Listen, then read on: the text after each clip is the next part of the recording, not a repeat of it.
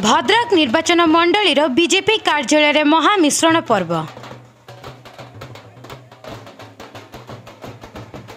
आज भद्रक बीजेपी कार्यालय महामिश्रण पर्व अनुष्ठित हो जाइछि।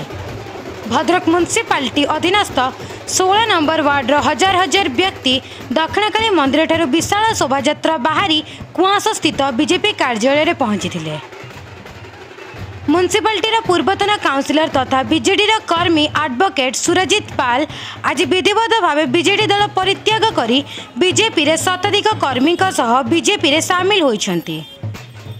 16 नंबर वार्ड कंटा बणिया बखराबाड़ी शताधिक संख्या लघु युवक एवं कुआस जेना साहिर शताधिक वरिष्ठ व्यक्ति युवक और शताधिक नारी माने श्रीजुक्त सुरजित पाल को भल पाई बीजेपी सांसद प्रार्थी अभिमन्यु सेठी और विधायक प्रार्थी सीतांशु शेखर महापात्र उपस्थिति रे मोदी नीति आदर्श रे अनुप्राणित होई एवं बीजेपी उन्नत चिंताधारा रे मुग्ध होई बीजेपी रे विधिवत भाव सामिल होइछन्ति एवं बीजेपी उन्नति पाई मते जेउ दायित्व और कार्य दिया ताको सुचारू रूपे तुलाइबे बोली श्रीजुक्त पाल शेष गणमाध्यम प्रकाश करथिले।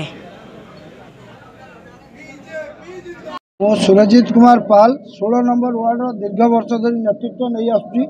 लोक मानकर भल पाइबा लोक मानकर समर्थन आज पर्यंत मो सहित अच्छी जोटा कि कॉलेज सभापति थी से समय लोक मान सहित जड़ित होई लोक मानकर दुख सुख में आज पर्यंत जड़ित अच्छी।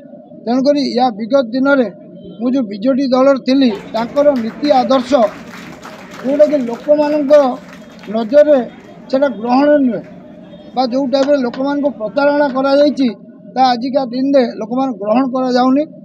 आजिका दिन में देश में मोदीजी जो लहर चलती उन्नत चिंताधारा लोक मान सब चिंताधारा देश हम से परिप्रेक्षी आज आमर ओडिशा आगे चलो ये आशा कराऊँगी दीर्घ 25 वर्ष बीजेडी दलर शासन में लोक मैंने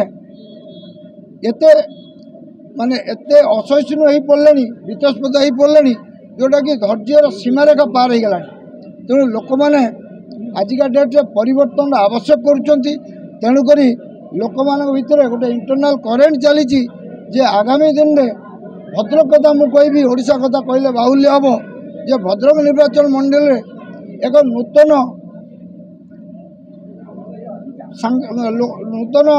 मेमेलर आवश्यक करुँच जोटा कि क्लीन या पूर्वर जो मैंने थिले से आज आसी जोटा कि आपण मैंने सांबादिक जानी से बैकग्राउंड कौन बा लोक मान कौन कर भद्रक कौन कर आज पाखापाखि 500 ରୁ 600 कर्मी शतपथ आसुँच जोटा कि से बाधा सृष्टि कराई एसएचजी ग्रुप माँ मान अटका जाइए धमक दिखाई आम आहरी 3 वर्ष अच्छु से किसी कार्य करदेबुनि। आगामी दिन लोक मान सेवा ही मोर मुख्य धर्म।